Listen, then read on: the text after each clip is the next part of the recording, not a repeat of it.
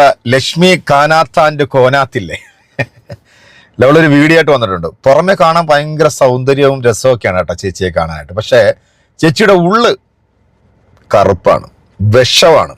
ഇതുപോലത്തെ ഒരു വിഷജീവിയെ ഇനി ഭൂമി മലയാളത്തിൽ കാണാൻ പറ്റത്തില്ല. നമ്മളെല്ലാം വിചാരിച്ചിരുന്ന വിഷകലയാണ് ഏറ്റവും വലിയ വിഷമെന്നാ. പക്ഷെ വിഷകലയൊക്കെ കടത്തി വെട്ടും ഈ അമ്മായി. ഈ അമ്മായിയുടെ ഒരു കൊണയടിയൊന്ന് നമുക്കൊന്ന് ആദ്യം ഒന്ന് കേൾക്കാം. കേട്ടിട്ട് ഇതിനെക്കുറിച്ചൊരു കുറച്ച് കാര്യങ്ങൾ നമുക്ക് പറയാനുണ്ട്. നമ്മുടെ ഉസ്താദ് കൊടുക്കുന്ന മറുപടി നിങ്ങൾ കേൾക്കാതെ. എന്തായാലും എന്താണ് ചേച്ചി പറയുന്നതെന്ന് ആദ്യം ഒന്ന് കേൾക്കാം.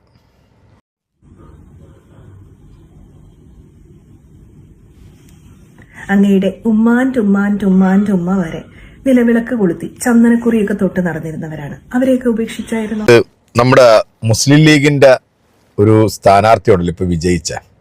അപ്പം വിജയിച്ച സ്ഥാനാർത്ഥിയോട് നിലവിളക്ക് കൊളുത്താൻ പാടില്ല എന്ന് കണ്ട് നമ്മുടെ മുസ്ലിം പണ്ഡിതനാരോ പറഞ്ഞു. സത്യത്തിൽ ഈ ഒരു കാലഘട്ടത്തിൽ ഇതൊക്കെ പറയുന്നത് ബാലിശമാണെന്ന് നമുക്കറിയാം. പക്ഷെ ഓരോരുത്തർക്കും അവരവരുടേതായിട്ടുള്ള വിശ്വാസങ്ങൾ അവരുണ്ട്. അത് പല പണ്ഡിതന്മാരും അത് പറയും. പക്ഷെ അത് കേട്ടിട്ട് ഈ കാനാത്താൻ്റെ കോനാത്ത് വന്നിട്ട് ഇങ്ങനെ കൊണയടിക്കേണ്ട വല്ല കാര്യമുണ്ടോ? ചേച്ചി മറന്നുപോയിട്ടുള്ള ഒരു പഴയ കാലഘട്ടം ഉണ്ടായിരുന്നു. അത് നമ്മളൊന്ന് ഓർമ്മപ്പെടുത്തുകയാണ് ചേച്ചിക്ക്. അതിനെക്കുറിച്ചിട്ട് വല്ല ചേച്ചിക്ക് പറയാനുണ്ടെങ്കിൽ മറുപടി പറഞ്ഞോണം. അതായത് ഇപ്പോൾ 2026 ഈ കാലഘട്ടത്തിലും ജാതിയുടെയും വർണ്ണത്തിൻ്റെയും കളറിൻ്റെയും പേരിൽ ഒരുപാട് ആളുകൾ പീഡനം അനുഭവിക്കുന്നുണ്ട്. നീ സനാതനിയാണ് എന്നൊക്കെ പറഞ്ഞു കിടക്കും. നീ മറ്റേ ഉന്നത കൊലയ്ക്ക് വേണ്ടി മാത്രമേ സംസാരിക്കത്തുള്ളൂ എന്ന് കേരളത്തിലെ പ്രബുദ്ധരായിട്ടുള്ള ജനങ്ങൾക്ക് നന്നായിട്ട് അറിയാം.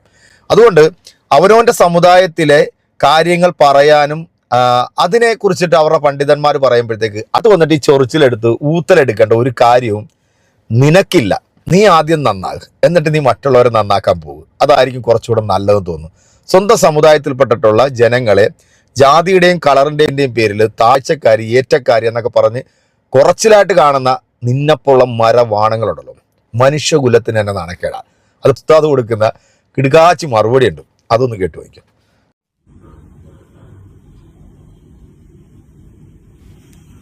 അങ്ങയുടെ ഉമ്മാൻ വരെ നിലവിളക്ക് കൊളുത്തി ചന്ദനക്കുറിയൊക്കെ തൊട്ട് നടന്നിരുന്നവരാണ്. അവരെയൊക്കെ ഉപേക്ഷിച്ചായിരുന്നോ? ലക്ഷ്മിയേച്ചിയെ, ഞങ്ങളുടെ വാപ്പാടെ അച്ഛൻ, ഞങ്ങളുടെ ഉമ്മാടെ അമ്മ, ഇവരാരും പൊട്ടു തൊട്ടിട്ടില്ല.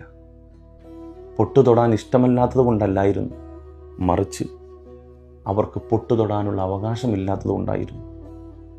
എന്തിനേറെ ഏച്ചിയെ, ഞങ്ങളുടെ വാപ്പാടെ അച്ഛൻ മൂക്കിന് താഴെ മുളക്കുന്ന മീശ പോലും വെക്കാൻ അവകാശമില്ലായിരുന്നു.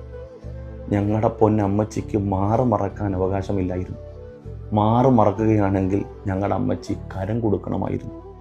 ഞങ്ങളുടെ അച്ഛന് മുട്ടിന് താഴെ മുണ്ടുടുക്കാനുള്ള അവകാശമില്ലായിരുന്നു. എന്തിനേറെ ഏച്ചിയെ, കേൾക്കണോ നിങ്ങൾക്ക്? ഞങ്ങളുടെ വാപ്പാടെ അച്ഛൻ അവർ കഴിക്കുന്ന ആഹാരത്തെ ആഹാരം എന്ന് പോലും പറഞ്ഞുകൂടാ. പറയേണ്ടത് അരിക്കണ്ടി എന്നാണ്, നിന്ദിച്ച് പറയണം. അവർ താമസിച്ചിരുന്ന സ്വവസതി ഭവനം എന്ന് പറഞ്ഞുകൂടാ, ചാണകക്കുണ്ട എന്ന് പറയണമായിരുന്നു. ഞങ്ങൾക്ക് ഉപ്പ് എന്ന് പറയാനുള്ള അവകാശമില്ല, ഉളിച്ചതെന്ന് പറയണമായിരുന്നു.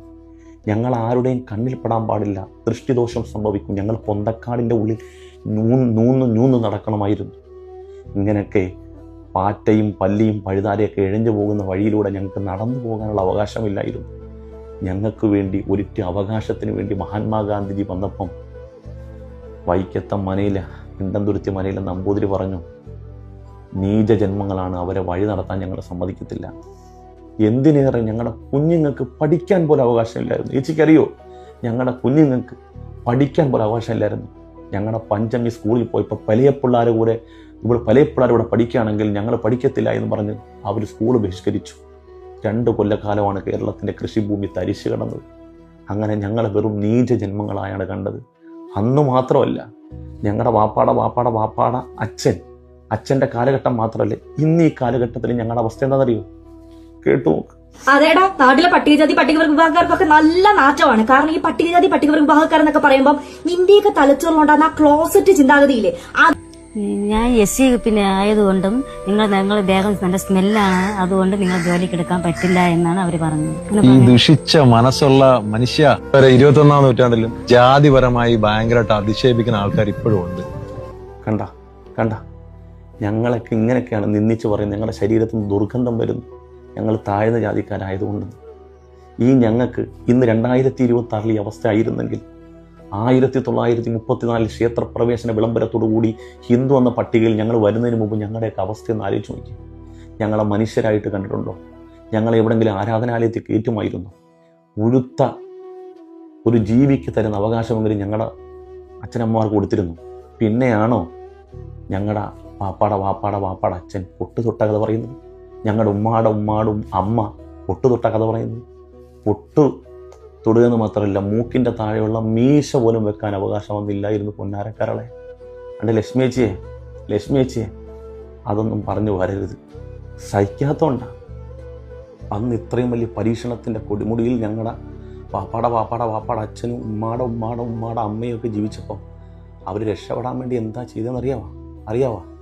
സഹോദരൻ അയ്യപ്പൻ പറഞ്ഞു, അവർണർക്ക് നല്ലത് ഇസ്ലാമെന്ന്. അന്ന് പണ്ഡിറ്റ് കറുപ്പൻ എഴുതി, അല്ല ഇവനൊരു പുലയനല്ലേ, അള്ളാ മതം നാളെ സ്വീകരിച്ചാൽ ഇല്ലത്തും പോകാൻ ജ്ഞാനപ്പെണ്ണെ, നോക്കൂ സുന്നത്തിൻ മഹാത്മ്യം ജ്ഞാനപ്പെണ്ണെ. അന്ന് മുസ്ലിമീങ്ങൾക്ക് എല്ലായിടത്തും പോകും. ഒരാൾ ഇസ്ലാമിലേക്ക് പോയാൽ അയക്കോ എവിടെയും പോകാം, ആരോടും മിണ്ടാം, എവിടെയും കയറിച്ചല്ല. എത്രയോ ദൂരം വഴി തെറ്റി നിന്നൊരു ഏഴച്ചർമ്മം പോയി തൊപ്പിയിട്ടാൽ ചിത്രാവതത്തിൽ ചാരത്തിരിക്കുവാൻ ഒട്ടും പേടിക്കേണ്ട നമ്പൂരാർ ആശാൻ ദുരവസ്ഥയിൽ എഴുതിയിട്ടുണ്ട്. അവർക്ക് നല്ല സുഖമായിരുന്നു. അപ്പോൾ ഒരാൾ തൊപ്പിയിട്ട് മുസ്ലിം ആയാൽ പിന്നെ അയാൾക്ക് തൊട്ടുകൂടായ്മയില്ല, ദൃഷ്ടിദോഷമില്ല, ഒന്നുമില്ല. അന്നും ഇന്നും നമ്മൾ ഈ അവസ്ഥയിലായി. സുമേഷ് കറക്കിക്കോട്ടെ, കറക്കടാ സുമേഷ്, ചേച്ചിക്ക് വയറ് നിറഞ്ഞിട്ടുണ്ട്. സുമേഷേ കറക്ക്, നന്നായിട്ട് കറക്ക്, നല്ല സ്പീഡിന് പോളൂ. ഫസ്റ്റ് സെക്കൻഡിൽ കറക്കടാ.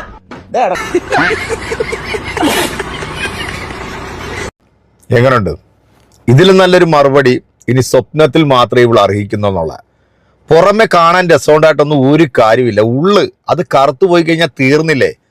ഇന്നും ഈ 2026 ഈ ജാതി വ്യവസ്ഥ നിലനിൽക്കുന്ന നമ്മുടെ കേരളത്തിൻ്റെ ഒരു അവസ്ഥ നിങ്ങളൊന്ന് ആലോചിച്ച് നോക്കണം. ഇതുപോലെ ദുഷിച്ച മനസ്സുകൊണ്ട് നടക്കുന്ന ഈ വൃത്തികെട്ട സാധനം നേരം വെളുക്കുമ്പം സോഷ്യൽ മീഡിയയിൽ വന്നിരുന്നുണ്ട്. ഇന്ന് മുസ്ലിങ്ങളുടേതായിട്ട് എന്തെങ്കിലും പറയാനുണ്ടോ എന്ന് നോക്കിക്കൊണ്ട് വന്ന് ഇങ്ങനെ വാർത്ത ചെയ്യുന്ന സ്ത്രീകൾക്ക് അപമാനമായിട്ടുള്ള ഈ ഒരു സാധനം, എന്താ നമ്മൾ പറയേണ്ടത്? ഇതിനൊക്കെ എന്ത് നമ്മൾ ഇതിനെക്കുറിച്ചിട്ട് പറയണം? സ്വന്തം സമുദായത്തിലെ ഈ ജാതി വ്യവസ്ഥയൊക്കെ മാറ്റിയിട്ട് ഈ പാവം പിടിച്ച മനുഷ്യരൊക്കെ ആദ്യം നിന്റെയൊക്കെ വീട്ടിൽ കയറ്റി നിന്റെ ഉമ്മറത്തെങ്കിലും ഒന്ന് ഇരുത്ത്, എന്നിട്ട് നീ ഇങ്ങനെ വന്നിരുന്നുണ്ട് ഈ കൊണയടിക്ക്. അതല്ലേ കുറച്ചുകൂടെ നല്ലത്. എന്നാലും എൻ്റെ പ്രിയപ്പെട്ട പ്രേക്ഷകരെ, ഈ വീഡിയോ കണ്ടിട്ടുള്ള എൻ്റെ സഹോദര സമുദായത്തിൽപ്പെട്ടിട്ടുള്ള എൻ്റെ സഹോദരങ്ങൾ ഒരുപാട് പേര് എൻ്റെ ഈ വീഡിയോ കാണുന്ന ആൾക്കാരുണ്ട്. എനിക്ക് നിരന്തരം ഇതിൻ്റെ താഴെ വന്നിട്ട് വർഗീയത അത് ഇത് എന്നൊക്കെ പറഞ്ഞ് കമൻ്റ് ഇടുന്നവരുണ്ടല്ലോ. ഒന്ന് നിങ്ങൾ ദൈവം തമ്പുരാൻ തന്നിട്ടുള്ള ബുദ്ധി ഉപയോഗിച്ചിട്ട് നിങ്ങളൊന്ന് ചിന്തിച്ച് നോക്കുക, ഇവരുടെയൊക്കെ വാക്കുകളും പ്രവർത്തികളും എന്താണ് എന്നുള്ളത്. നമ്മൾ പറയുമ്പോഴത്തേക്ക് നിങ്ങൾ അതിനെ വർഗീയതയായിട്ട് എടുക്കും. സത്യത്തിൽ തലയ്ക്കകത്ത് ചാണകമായി പോയി കഴിഞ്ഞാൽ പിന്നെ പറഞ്ഞിട്ട് ഒരു കാര്യമില്ല എന്നുള്ളത് മനസ്സിലാവും. എന്തായാലും ഇതൊക്കെ കാണുന്ന എൻ്റെ പ്രിയപ്പെട്ട പ്രേക്ഷകർ ഇതിനൊക്കെ കൃത്യമായിട്ട് മറുപടി കൊടുക്കുക. അവസ്ഥയാണ് കേട്ടോ നമ്മുടെ നാടിൻ്റെത്. കഷ്ടം, സഹിക്കാൻ വയ്യാത്തതുകൊണ്ട്. ഓക്കെ, അപ്പോൾ അടുത്തൊരു വീഡിയോ കാണാം.